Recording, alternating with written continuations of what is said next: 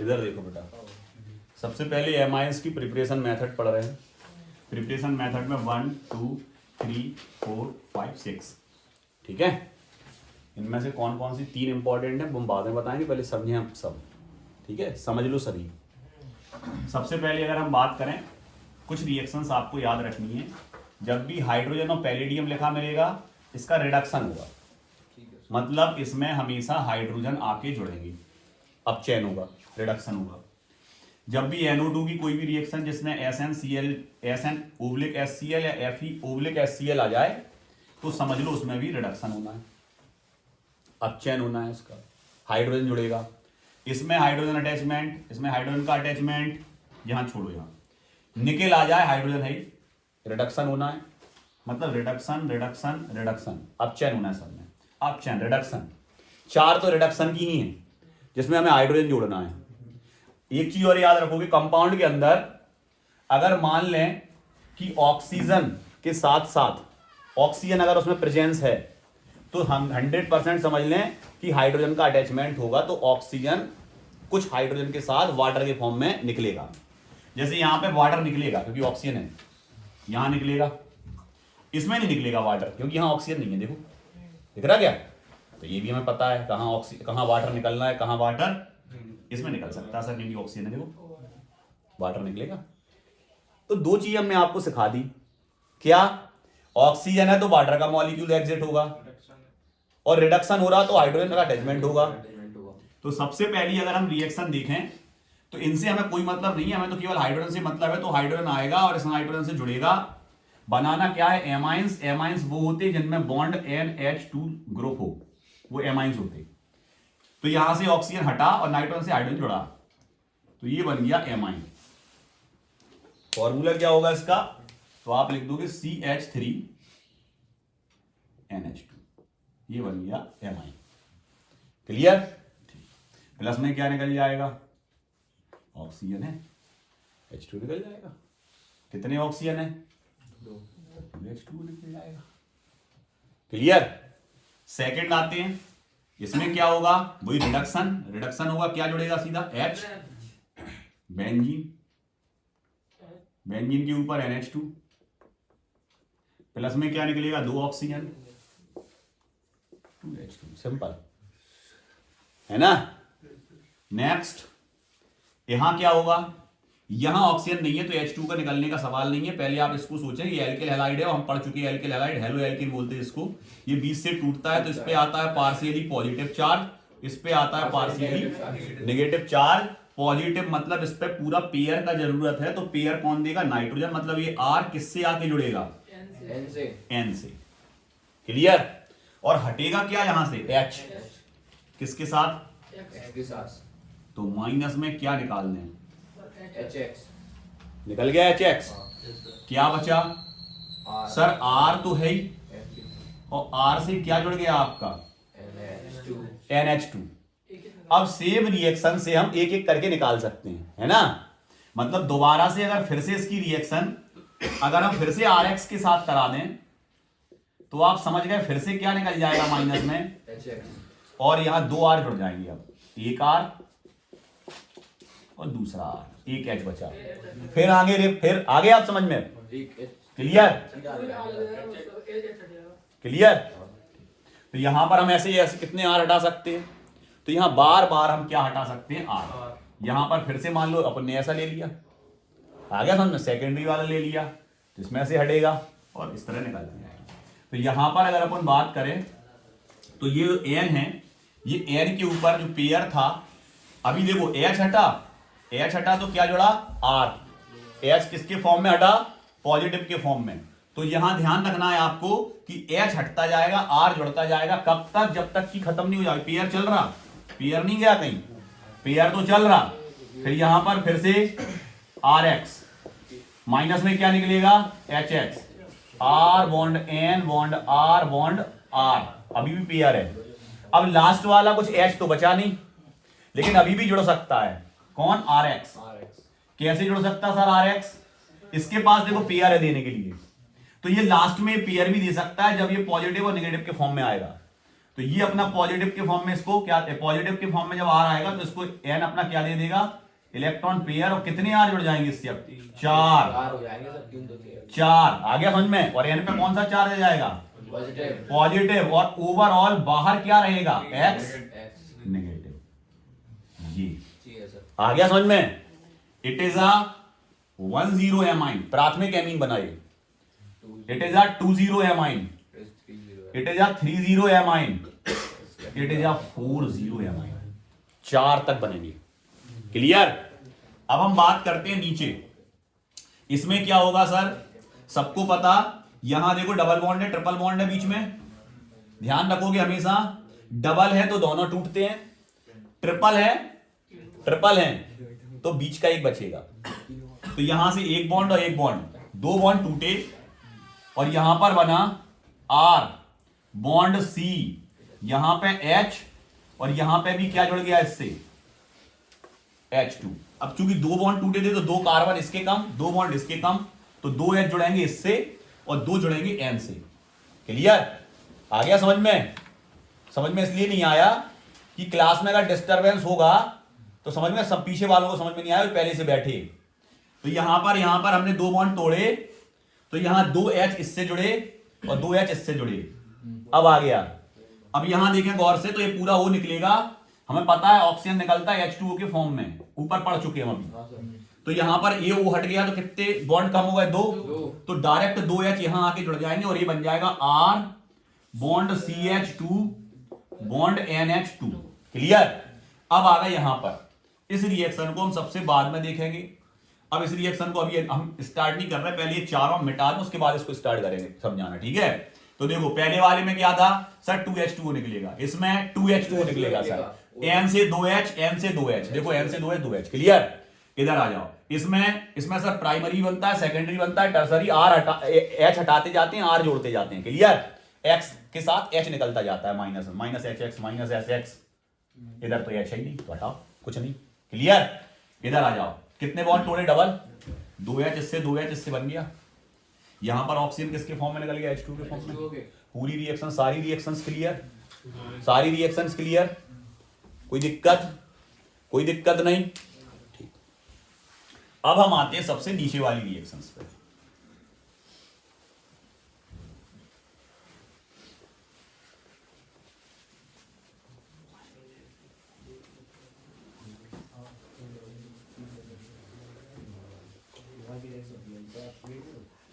Reduction वाली सारी reactions important हैं, बता दिया कुछ, सुन लिया आपने। रिडक्शन वाली सारी रिएक्शन इंपॉर्टेंट हैं। उसके बाद ये नाम से आती है और इसका नाम है आपका हाफमैन ब्रोमाइड। और ये हाफमैन ब्रोमाइड रिएक्शन को इजीली पहचान लेते हैं हम कैसे, जब एग्जाम में आती इस तरह की रिएक्शन दिखती है तुरंत कह देते हैं हाफमैन ब्रोमाइड है, क्योंकि इसमें जो आपका एसिटामाइड है या एल्केनामाइड है, एल्केनामाइड है क्योंकि एल्किल जुड़ा। अगर यहां पे एल्किल की जगह CH3 होता ये, तो ये हो जाता एसिटामाइड। क्या हो जाता, एसिटामाइड। और अगर R जुड़ा तो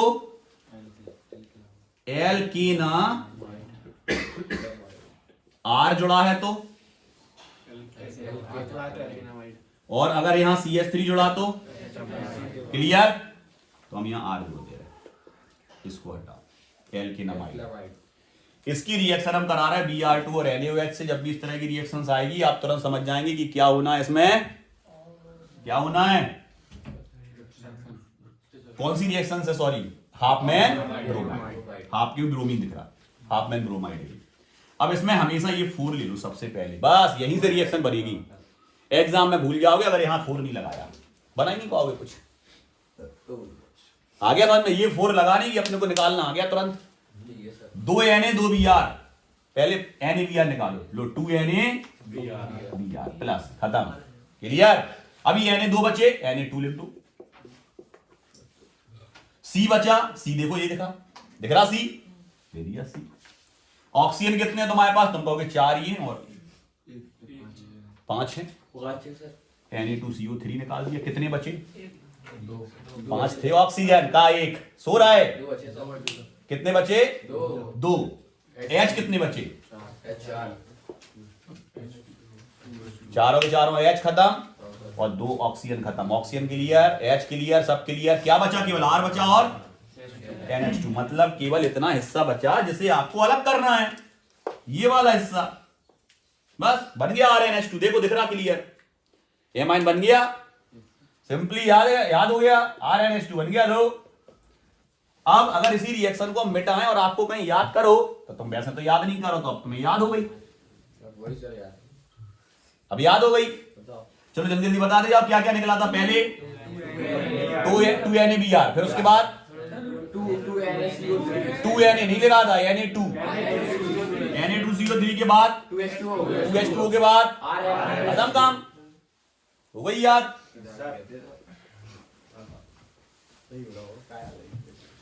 अब आते हैं अपन हाफमैन ब्रोमाइड के बाद मोस्ट। हाफमैन ब्रोमाइड मोस्ट है और इसके बाद आते हैं गैब्रियल थैलेमाइड और आपकी पूरी रिएक्शन इसकी खत्म प्रिपरेशन मेथड्स की। गैब्रियल थैलेमाइड, चल गैब्रियल काय पे आ रहे हैं हम? गैब्रियल थैलामाइड ये रिएक्शन बहुत अच्छे से समझना, टिपिकल नहीं है, ज्यादा कठिन नहीं है, अभी बनाना आपको आ जाएगा।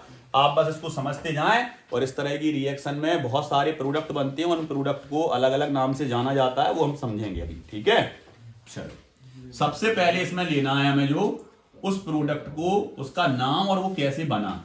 तो अगर हम बात करें बेंजीन, और बेंजीन से जुड़े हैं बेटा 2 COOH, C डबल बॉन्ड से O bond OH, C double bond से O OH। मतलब आप कह सकते हो 2 COOH जुड़े हैं इससे, COOH कार्बोक्सिलिक एसिड जुड़े हैं 2 बेंजीन के साथ। इसको बोलते हैं बेटा हम थैलिक अम्ल, थैलिक एसिड। क्या है ये आपका? क्या है ये? थैलिक एसिड है। ठीक है। अब थैलिक एसिड में अगर इसकी रिएक्शन हम इससे करा दें NH3 से, तो जैसे ही इसकी रिएक्शन NH3 से कराएंगे तो यहां से OH, इसका एक H, यहां से OH, इसका एक H माइनस में निकल गया, 2H2O निकल गए। और ये क्या बना आपका?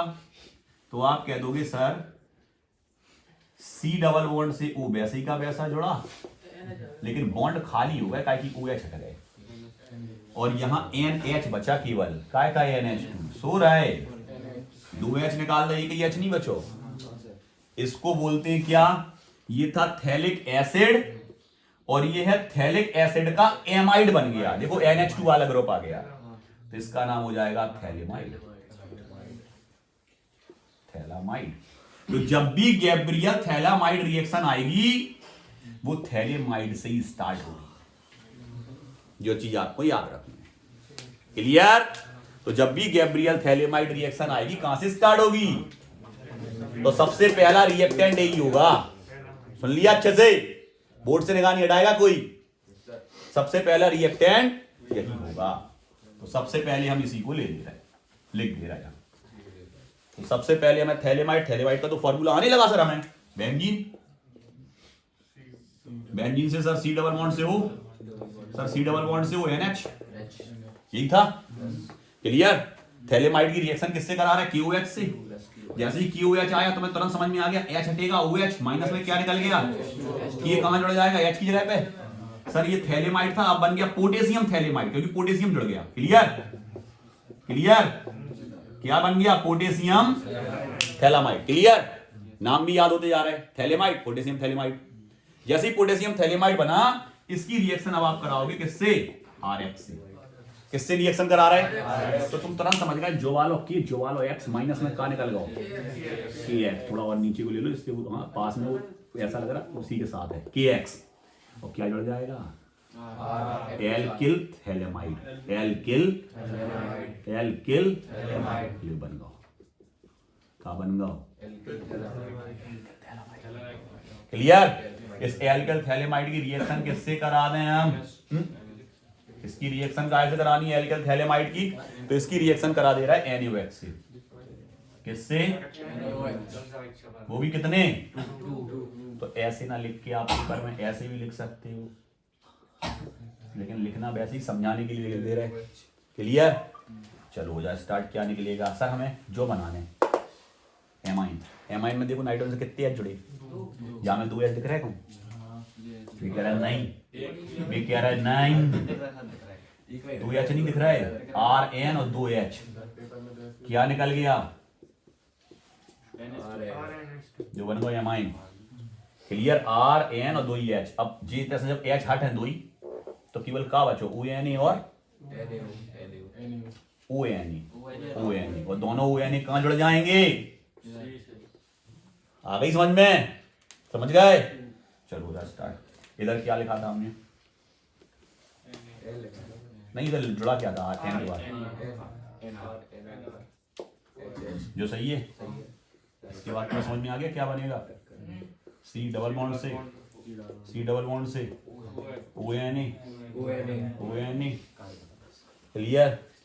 Sodium phthalimide, potassium phthalimide. अब जो थैलामाइड नहीं हुआ, ये क्या हो गया? Sodium phthalate. थैलामाइड तो खत्म, क्योंकि एमाइड वाला ग्रुप तो खत्म हो गया। एमाइड कहाँ है? यहाँ में N कहाँ है? तो ये क्या हो गया? Phthalate. Sodium phthalate, alkyl phthalimide, potassium phthalimide. Clear? तो गैब्रियल थैलामाइड में थैलामाइड से रिएक्शन स्टार्ट होगी। हम मिटा रहे हैं, ध्यान रखना, जिससे आप भूले ना। पहली रिएक्शन किससे थी? तो के जुड़ा था यहाँ, देखो ये जुड़ गया। दूसरी रिएक्शन किससे थी? तो देखो R जुड़ गया। क्लियर? लास्ट में रिएक्शन किससे कराई थी? क्या निकल गया था? क्या बन गया था? रिएक्शन आपको तभी याद हो सकती है जब आप अपनी कॉपी पे कम से कम इसको घर पे 2 बार लिख के देखोगे। ऐसा नहीं कि यहां समझा दिया हम पेपर में लिखें सीधी, सब भूल जाओगे अभी यहां से जाने के बाद। तो जो भी रिएक्शंस हम समझाते जा रहे हैं उनका रिवीजन आज ही होना चाहिए, कल तक वो आपको याद नहीं रहेंगी। समझ रहे? कल जब आप सोचो हम कल रिवाइज करेंगे, परसों रिवाइज करेंगे, अभी हमें इसका टेस्ट है, अभी हमें स्कूल जाना है, तो वो याद नहीं रहेंगी। यहां से पढ़ के गए, सब काम छोड़ के पहले एक बार लिख के देखना है। समझ रहे? क्योंकि हम इतनी मेहनत दोबारा नहीं कर पाएंगे। रिवीजन चल रहा तो ध्यान रखोगे इस चीज को कि अब आपका रिवीजन नहीं हो पाएगा, क्योंकि एग्जाम की डेट आ गई और पास नहीं आ गए। अब तुम सोचो फिर से एक बार हो जाओ, गैब्रियल थैलेमाइड भूल गए हम, फिर से समझा दो, तो अब आपको कोई चीज नहीं समझाई जाएगी। सुन लिया? Reaction clear? एमाइन बनाने की कौन कौन सी मेथड्स इंपॉर्टेंट हैं? तो हमने बताई 3। एक तो रिडक्शन वाली, हाफमैन ब्रोमाइड, गैब्रियल थैलेमाइड। क्या सर इसके अलावा हमें एग्जाम में और कोई मिलेगी? नहीं।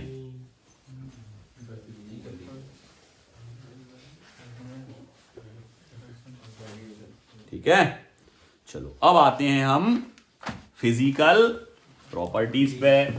तो जो फिजिकल प्रॉपर्टीज में हम चीजें लिख रहे हैं वो सब कॉपी निकाल लें और नोट करें।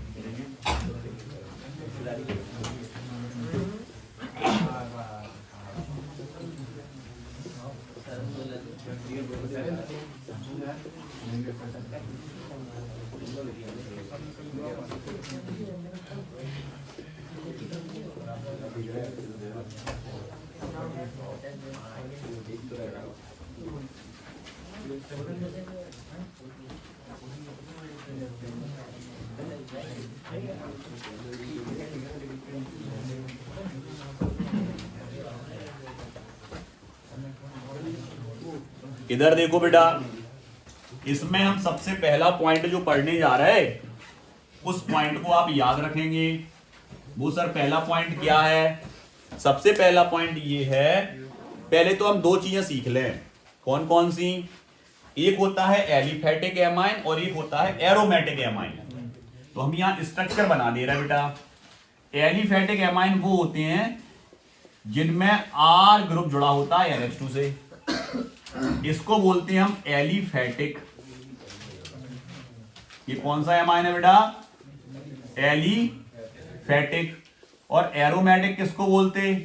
तो एरोमेटिक वो एमाइन होते हैं जिनमें बेंजीन से NH2 जुड़ा होता है। तो जब हम वर्ड यूज करेंगे एलिफेटिक एमाइन, एरोमेटिक एमाइन, तो हमें दिमाग में होना चाहिए कि किसकी बात चल रही है, एलिफेटिक की चल रही या एरोमेटिक की। तो सबसे पहले अगर हम देखें lower aliphatic, lower aliphatic amine, lower मतलब जिनमें R ग्रुप छोटा होगा, मतलब जैसे CH3 से बड़ा ग्रुप C2H5, C2H5 से बड़ा ग्रुप C3H7, C3H7 से बड़ा ग्रुप C4H9। आ गया समझ में? ये R ग्रुप बढ़ते जा रहे, आ गया समझ में? इनका मॉलिक्यूलर वेट बढ़ता जा रहा। तो अगर वो कह रहा लोअर एलिफेटिक एमाइन है तो वो इजीली सॉल्युबल हो जाता है किसके अंदर? वाटर के अंदर घुल जाता है, सॉल्युबल हो जाता है, सॉल्युबिलिटी सबसे ज्यादा होगी। लेकिन अगर हायर एलिफेटिक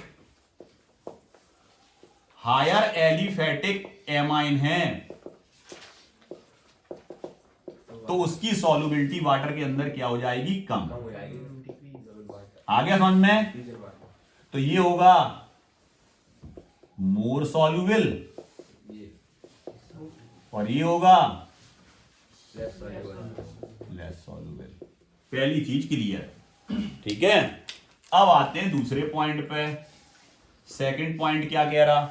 तो सेकंड पॉइंट ये कह रहा बेटा कि alcohol molecules is more polar compare to amine. मतलब एमाइन की तुलना में, अब एमाइन है, लो ये है एमाइन, R बॉन्ड NH2, और ये है alcohol, R bond O bond H। Clear?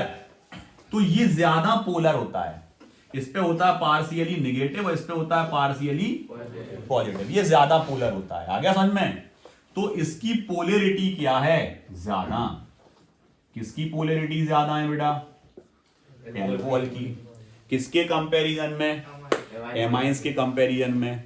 तो अगर अपन देखें तो एमाइंस के कंपैरिजन में जो एल्कोहल होता है वो ज्यादा पोलर होता है, और जो ज्यादा पोलर होता है वो वाटर के साथ उतनी ही तेजी से क्या बना लेता है बेटा?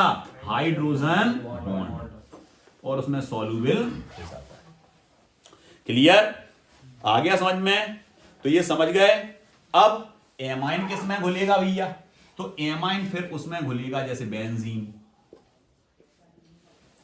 आ गया समझ में? बेंजीन के बाद एल्कोहल, इनमें एमाइन सॉल्युबल इजीली हो जाता है। वाटर में भी होता है लेकिन इनमें जल्दी हो जाता है। आ गया समझ में? क्योंकि इसकी पोलैरिटी कम होती है और इसकी पोलैरिटी, इसलिए ये मोर देन पोलर होगा, मोर देन पोलर है, पोलैरिटी इसकी ज्यादा है, इसलिए वाटर में इजीली उसके साथ हाइड्रोजन बॉन्ड बना के सॉल्युबल हो जाता है। अब आते हैं तीसरे पॉइंट पे। थर्ड पॉइंट क्या कह रहा बेटा? थर्ड पॉइंट ये कह रहा कि बॉइलिंग पॉइंट की अगर हम बात करें तो 10 एमाइन मोर कंपेयर टू, उसका बॉइलिंग पॉइंट ज्यादा होगा 20 और 30 से। ऐसा क्यों? वो पूछ रहा कि आपके पास तीन तरह के एमाइन हैं, तीन तरह के एमाइन मतलब ये सबसे पहला 10 एमाइन।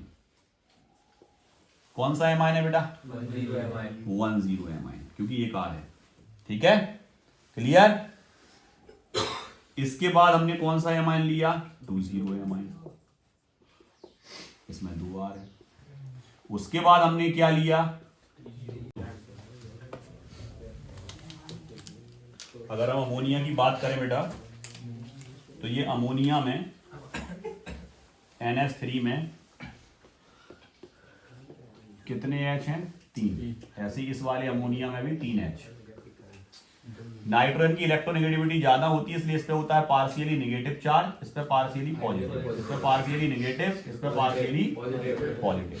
तो ये इनको क्या करेगा? अट्रैक्ट करेगा, क्योंकि नेगेटिव पॉजिटिव है।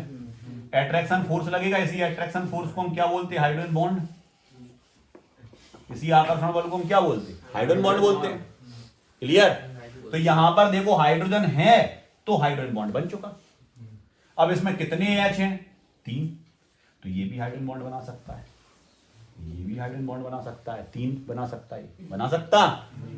तो अगर हम बात करें कि इसका बॉइलिंग पॉइंट कितना होगा, तो आप कहते हो इसका बॉइलिंग पॉइंट बहुत ज्यादा होगा, क्योंकि इसमें 3 हाइड्रोजन बॉन्ड बन रहे हैं। लेकिन इसमें कितने बन सकते हैं केवल, हाइड्रोजन 2 है। आ गया ना, इसमें कितना बनेगा केवल,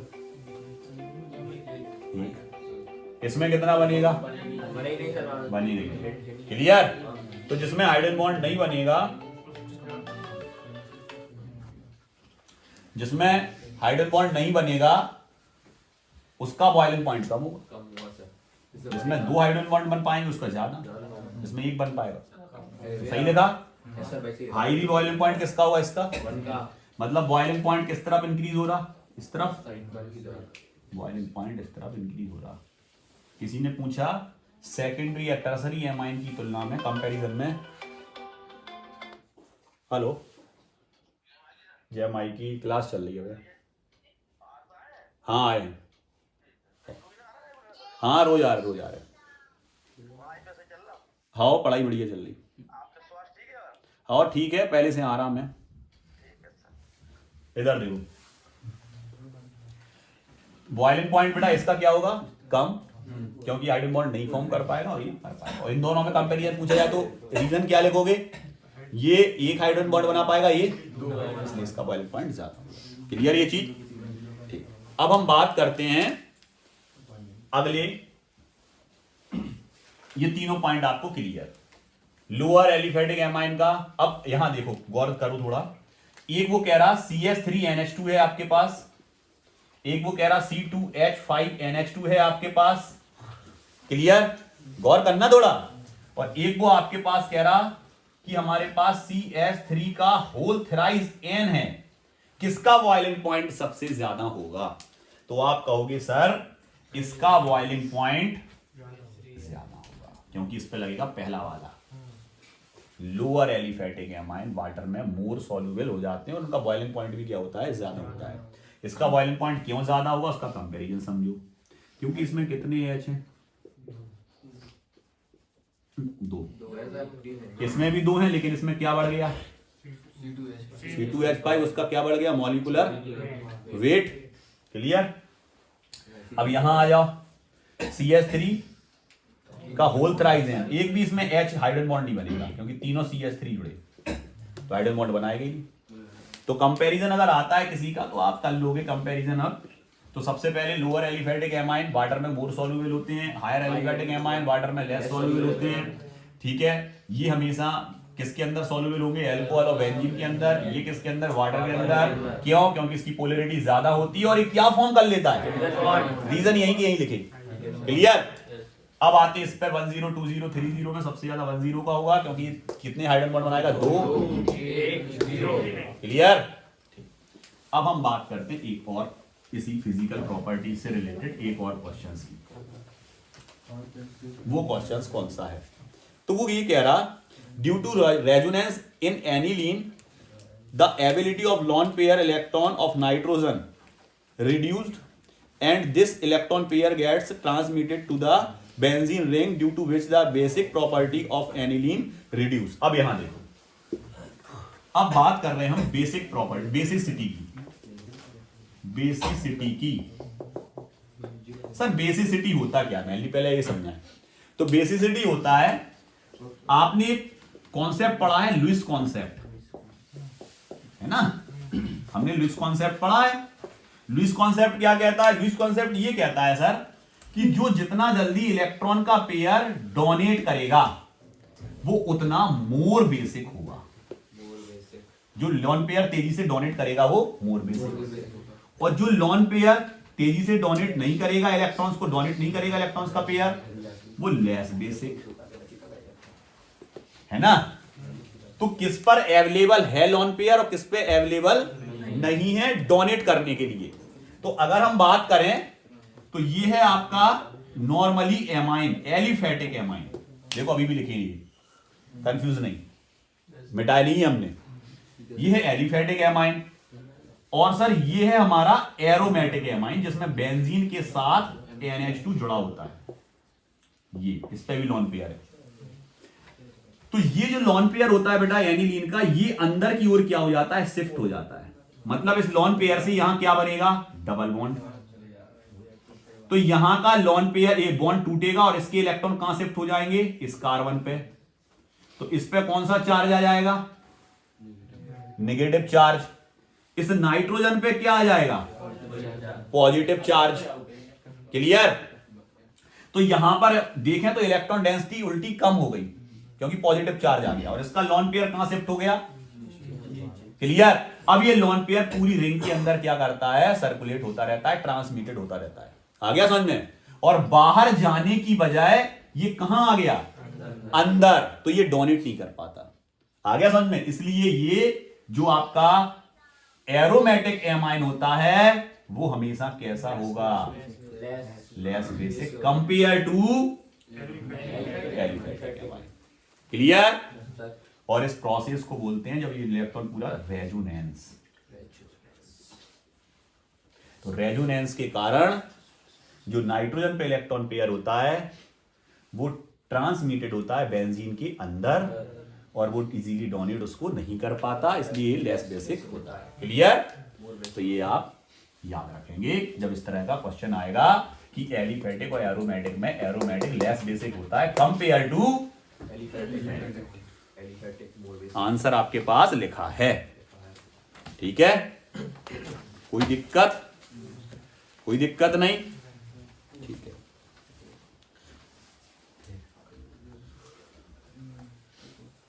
अब इधर देखो बेटा, अब दो तरह के हमने ग्रुप पढ़े थे सर, बिल्कुल पढ़े थे। कल ही परसों जो वीडियो डाला था उस वीडियो में था दो तरह के ग्रुप थे सर, एक था ईडीजी और एक था सर ईडब्ल्यूजी, है ना। एक था इलेक्ट्रॉन विथड्रॉइंग ग्रुप और एक था इलेक्ट्रॉन डोनेटिंग ग्रुप। अब मान लें कि आपका बेंजीन है और इस बेंजीन के ऊपर NH2 जुड़ा है और इससे कोई ऐसा ग्रुप जुड़ा है जो इलेक्ट्रॉन क्या कर रहा है, डोनेट कर रहा।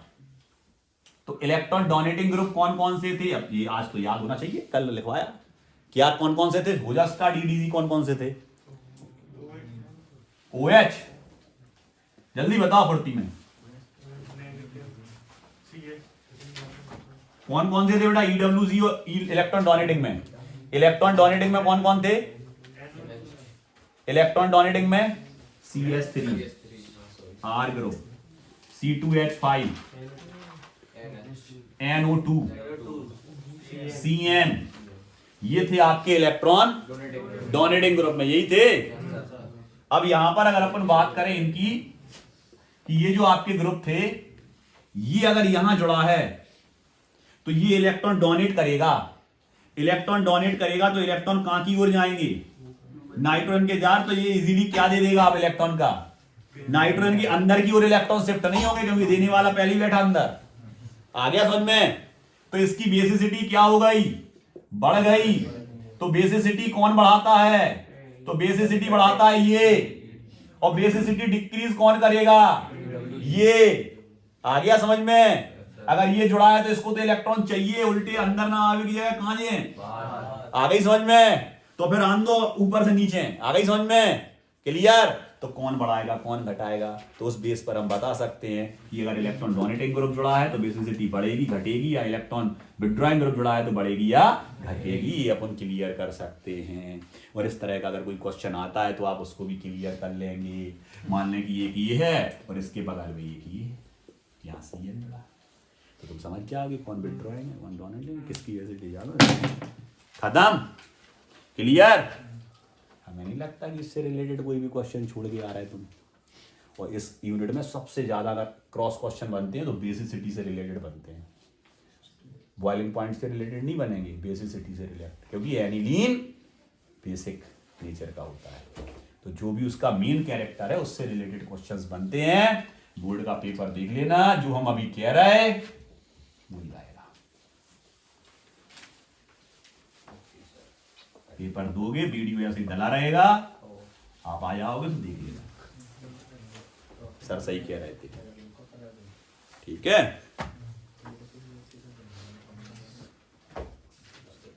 मोस्ट इंपॉर्टेंट एक और रिएक्शन है इस लेसन की, और वो जो मोस्ट इंपॉर्टेंट रिएक्शन है उसको आप कर ले अभी अभी की अभी, और वो है कार्बेलेमाइन।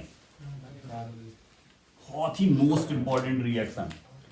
तो सर जामे हमने 3 छट्टा की छांटी नीम वाली, एक तो जॉई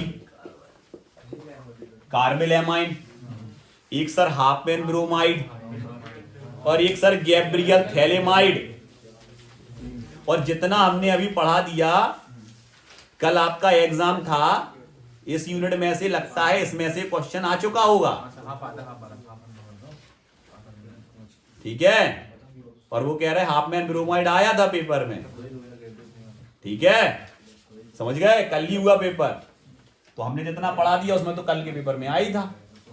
तो यहां पर हम कार्बेलेमाइन जो पढ़ने जा रहे हैं, इस रिएक्शन को फिर आप रटोगे तो भूल जाओगे, बोर्ड से ध्यान निगाह नहीं हटाओगे, ध्यान रखोगे इसको। इधर देखो जरा गौर से, लो अब बनाने की मेथड नहीं चल रहा है, वो प्रिपरेशन मेथड थी। और ये क्या चल रही है आपकी, कौन सी प्रॉपर्टीज, केमिकल, फिजिकल पढ़ चुके। केमिकल प्रॉपर्टीज में सबसे पहली प्रॉपर्टीज कार्बेलेमाइन। इसमें देखो प्राइमरी एमाइन की रिएक्शन होती है, तो हमने ले लिया प्राइमरी एमाइन। और इसकी रिएक्शन जब भी कार्बेलेमाइन आएगा तुम्हारे दिमाग में 2 चीजें आ जाना चाहिए, ये, और जब भी हाफमैन ब्रोमाइड आ जाएगा तो तुम्हारे दिमाग में ये चीज आना चाहिए, ये चीज आना चाहिए, हाफमैन ब्रोमाइड है सर जो। कार्बेलेमाइन में सब KOH और CH3Cl3 आ गया सब में, भूलने नहीं है पेपर में, क्लियर। जैसे ही अपन ने ये लिया, वहां NaOH लिए थे 4, लेकिन यहां लगाओगे सबसे पहले 3। ये 3 नहीं लगाओगे तो बना नहीं पाओगे, दिक्कत आएगी। बैलेंसिंग तो तब कर पाओगे जब आ गया सर में। जैसे ही वहां 4 NaOH लगाते हैं, मैं तुरंत याद आना चालू हो जाता है सर, 2 NaBr, Na2CO3 याद आना चालू हो जाता है। ऐसे ही आप 3 KOH लगाया नहीं और तुमने इसको निकाला, 3 KCl याद यहीं से होता है। और इतनी H2O निकाल दो, लियो रटकेंगे हम तो, लियो 3 KCl 3H2। बच्चों बच्चों निकाले, बचा बचा क्या बना सुन लो, H2 2 और 1 3, 3 और 3 6, और 3 O, खत्म काम H का। आ गया समझ में, पूरे 3 के 3 Cl फिनिश। आ गया ना, क्या बचा बस सर, R बचा सर, N बचा और ये C बचा। मतलब ये बन जाएगा R bond N bond C, CN नहीं, R bond N bond C। और इस तरह के प्रोडक्ट को जिसमें NC, CN तो होता है साइनाइड, NC होता है आइसो, तो ये क्या बना, ये बना सर आइसोसायानाइड। कौन सा, एल्किल, पूरा नाम एल्किल आइसो। ओटी में पूछा जाता है आइसोसाइनाइड टेस्ट किसके अकॉर्डिंग आता है, कार्बेलेमाइन रिएक्शन में कौन सा प्रोडक्ट फॉर्म होता है, मोस्ट इंपॉर्टेंट। एक तरफ लिखा रहेगा कार्बेलेमाइन, एक तरफ मैचिंग में लिखा रहेगा आइसोसाइनाइड।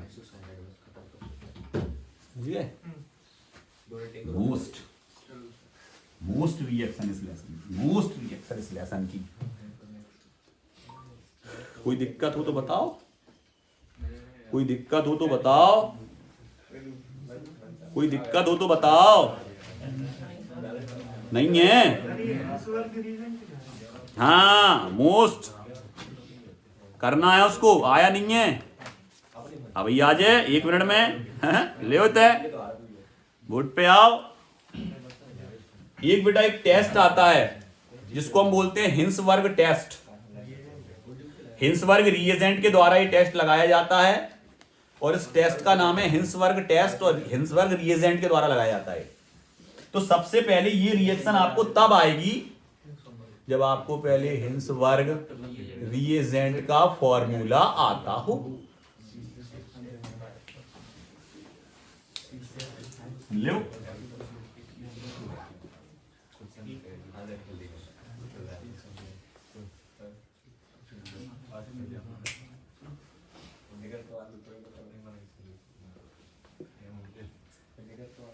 Hinsberg reagent. भैया हिंसबर्ग रिएजेंट का फॉर्मूला क्या होता है, इसको समझो थोड़ा। बेंजीन सल्फोनिल क्लोराइड को बोलते हैं बेटा हिंसबर्ग रिएजेंट। तो सर बेंजीन सल्फोनिल क्लोराइड, तो पहले लगाओ बेंजीन। तो हमने यहां बनाई सबसे पहले बेंजीन, ओके सर। सल्फोनिल,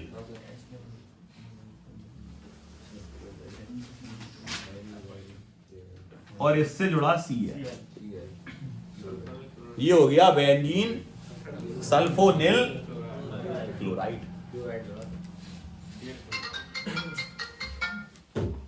और इसको बोलते हैं हिंसबर्ग रिएजेंट। अब इसकी रिएक्शंस आप यहां देखें तो आपको याद हो गई, लेकिन अगर तुमने यहां से निगाह हटाई तो याद नहीं हुई, घर तो हुई नहीं। ठीक है, चलो एक ही रिएक्शन से हम तीनों सिखाए दे रहे तुम्हें, का हटाने का जोड़ने सब आ ले। प्लस रिएक्शन किससे करा रहे बेटा, तो इसकी रिएक्शन करा रहे हैं सबसे पहले हम हिंसबर्ग रिएजेंट से रिएक्शन जो करा रहे हैं वो हम तीन तरह के एमाइन की कराएंगे, 10 20 और तीनों एल्किल लेना है, एल्किल एमाइन, एलिफेटिक नहीं, एरोमेटिक नहीं, एलिफेटिक। तो एलिफेटिक में जो हम रिएक्शंस ले रहे हैं उसके लिए हमें क्या करना है सर, तो सबसे पहले हमने लिया H, बंद कर उसको, उसके बाद N, और इसके बाद इससे जुड़ा एक और H, और जुड़ा R। अगर हम बात करें तो ये कौन सा एमाइन है, तो आप कह दोगे it is a primary amine, 10 amine है सर ये, है ना। और ये जो 10 एमाइन है, जब इसकी आप रिएक्शन कराएंगे तो ये हटेगा, काय मना करी,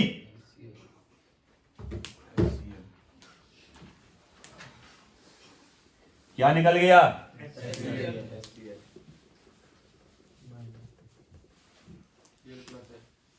ले बन गया, खत्म काम हो गई यार, होगा यार। अब जो भैया सेकेंडरी हो तो का हो तो जो हो तो सेकेंडरी की वही खत्म, और टर्सरी हो तो का हो तो कछु नहीं हो तो का, एच कहां है निकल है का, तो 30 नहीं देता है, 10 देता है, 20 लेकिन 30 नहीं देता है। हिंसबर्ग टेस्ट 10 देगा, 20 देगा, 30 नहीं देगा, तो आइडेंटिफिकेशन मेथड है ये किसकी, 30 को पहचानने की। क्लियर। अब बात आती है इनके नेमिंग की, नेम कठिन लगते हैं सर। तो सबसे पहले एक का अगर आपको नाम याद हो गया तो सबके याद हो गया, तो चलो एक बना दे रहा सबसे पहले बेंजीन, बेंजीन के बाद sir sulphonyl, S O sulphonyl sir, इतना से अपन ने सी है तो वो तो हटा दो एच के संगे, तो जो होगा एक आर और एक एच। क्लियर। जो प्राइमरी की थी रिएक्शन, चल हो जाए स्टार्ट। यहां देखो सबसे पहले हमें ये देखना है कि ये क्या जुड़ा, तो आप कहोगे एल्किल जुड़ा। अब एल्किल छोड़ो, यहां हम C2H5 जोड़ दे रहे हैं तो एक पर्टिकुलर नेम आ जाएगा ना निकल के, एथिल, मैथिल, जो भी जुड़ा हो। अब जिससे जैसे एन से एथिल जुड़ा तो सबसे पहले इसी को ही लिखा जाता, एन डैश एथिल। यहीं से स्टार्टिंग करो सबसे पहले नेमिंग की। नाइट्रोजन से क्या जुड़ा, एथिल। अगर नाइट्रोजन से 2 एथिल जुड़े तो हो जाएगा N comma N dash diethyl. अब कितने एथिल जुड़े, तो 2 बार एन है, और दोनों को अलग अलग करने के लिए देखो जहां पे का लगा दो, तो एन एथिल, और अगर यहां भी एथिल होता। क्लियर। क्लियर। अब क्या है बेंजीन, और गौर से देखो बेंजीन के बाद ये सल्फोनिल का एमाइड है, इसको बोलते हैं सल्फोनिल का एमाइड सल्फोनामाइड, सल्फोनिल का एमाइड सल्फोनामाइड, सल्फोनामाइड का है जो, और उसके पहले क्या जुड़ा, उसके पहले जुड़ा है बेंजीन, तो आप नेम लिखोगे सबसे पहले बेंजीन, उसके बाद याद, याद एन एथिल बेंजीन सल्फोनामाइड। और अगर सेकंड ये कौन देता है, कौन बनाता है, ये बनाता है सर 10, ये बनाता है same to same name as in. और 30 no reaction, no reaction. Hinsberg test याद, हिंसबर्ग टेस्ट याद। बाने आपसे ओटी में पूछ लो N comma N diethyl benzene sulfonamide कौन सा एमाइन देता है, सेकेंडरी। एन एथिल कौन है 10, कौन सा एमाइन नहीं देता है, ओटी है सब, सब ओटी हैं। Okay sir. समझ गए, सर कल नहीं आने तुम्हें।